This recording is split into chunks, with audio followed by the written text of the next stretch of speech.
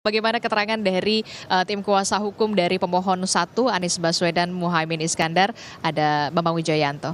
Kita simak bersama.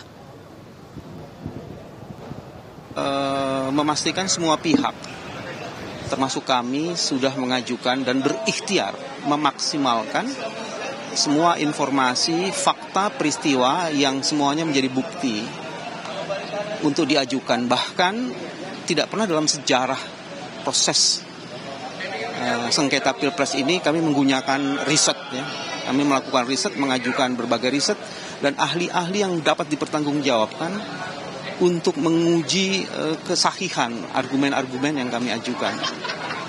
Dan kami menggunakan misalnya riset-riset ekonometri, itu belum pernah ada terjadi sebelumnya. Dan ini menjadi bagian yang sangat penting juga.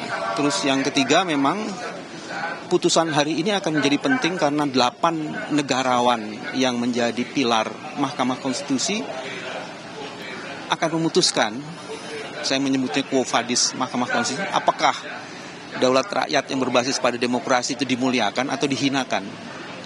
Dan ini juga penting untuk kehidupan masa depan.